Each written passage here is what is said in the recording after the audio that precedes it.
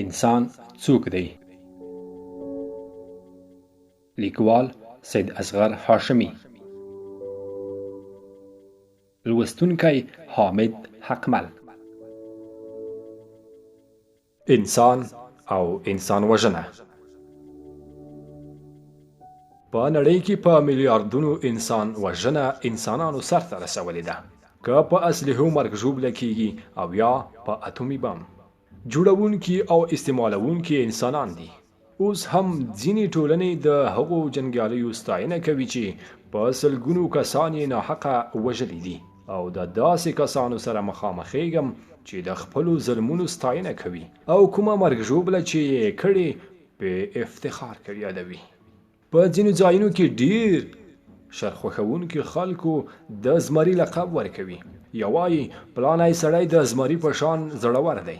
له دې سره چې زمری په ځنګل کې هغه ظالم حیوان دی چې په زور مشري کوي، هر وخت یې منګولې په وینو سرې وي، نو بیا هم انسان چې اشرف المخلوقات دی د زمري په لقب ځکه خوشحالیږي چې خلکو ته پیاوړی ښکاره شي. زمری 4 پښې لري او ځنګلي حیوان دی، خو په ځینو وروسته پاتې ټولنو کې چې په ظلم اوس هم افتخار کیږي او د ظالم راج پرې چلیږي، نو ځکه د زمري پر نوم افتخار کوي.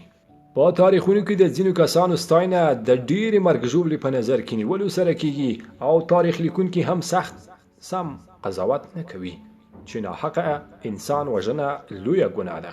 په ادبیاتو کې چې د جنگ او جګړې خبرې واورم نو ډیر خپه شم او داسې فکر کوم چې تر کومه به د جنگ طرفدار یو، تر کومه به په دې افتخار کوو چې پلانی سړی د انسانانو له سرونو څلی جوړ کړي و.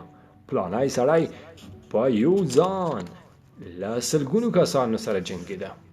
آیا د انسانانو وژنه افتخار دی؟ آیا انسانانو ته زیان رسونه انساني او غیر انساني عمل دی؟